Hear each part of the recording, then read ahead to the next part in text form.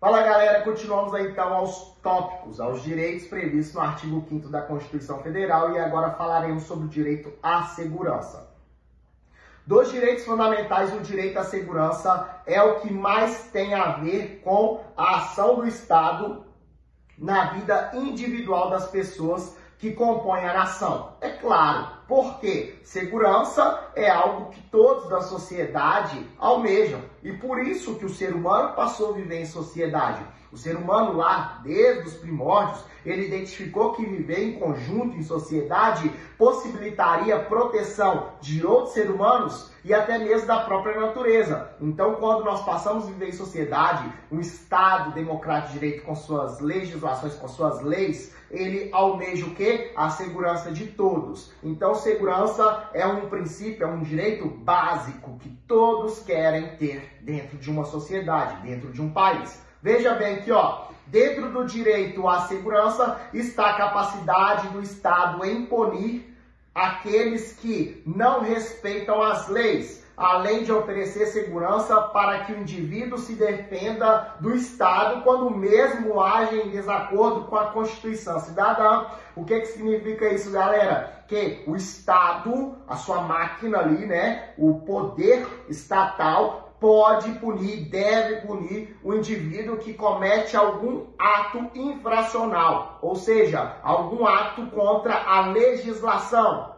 Por exemplo, roubar, artigo 157 do Código Penal, tomar para si coisa alheia móvel com emprego de violência ou grave ameaça, é um crime patrimonial. Então, ou seja, aquele indivíduo que comete esse crime contra alguém da sociedade, contra uma empresa, contra qualquer um que esteja na sociedade brasileira, o Estado deverá puni-lo, porque ele quebrou a ordem social. O Estado ele age perante a lei. Já tem a lei, artigo 157, lá do Código Penal. Já existe a lei, o Código Penal. Então o Estado deve fazer o quê? Punir aquele indivíduo para que haja a manutenção da ordem e da paz. É claro que a punição daquele indivíduo, conforme nossa lei, será uma maneira de ressocializá-lo para que ele aprenda a viver em sociedade e não cometa esse tipo de delito novamente. Veja bem, mas não é só o Estado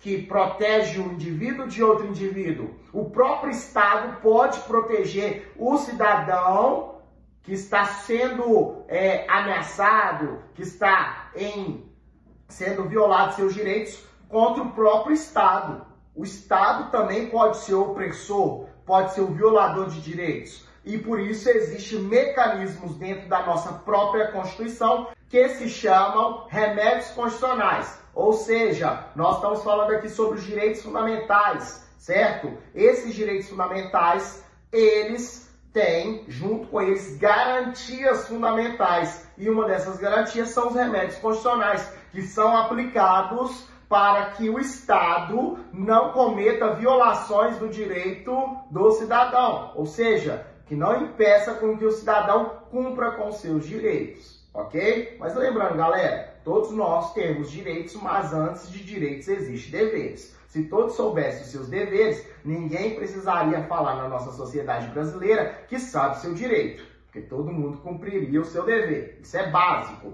Vamos lá, ó. O inciso 39 do artigo 5º da Constituição Federal, por exemplo, determina que ninguém pode ser responsável por crimes que não estejam tipificados em lei, nem pode ser penalmente responsável sem um julgamento justo e legal.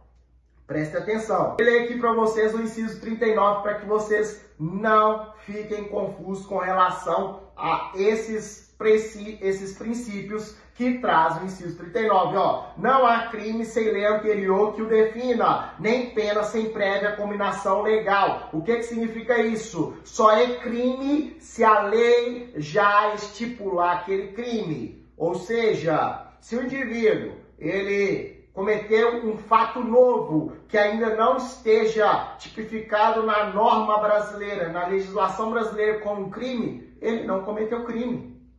uma atrocidade, a sociedade acha aquilo ali algo ruim, impactou todo mundo. Mas se não está na legislação como crime, ele não cometeu crime. Um exemplo que fica fácil para entender aqui seria o seguinte: um químico cria uma droga nova. A legislação de droga no nosso país é a Lei 11.343 de 2006. O artigo que fala sobre o tráfico de drogas é o artigo 33 dessa lei. Essa lei, ela não tipifica especificamente o que é droga. Ela fala o seguinte, que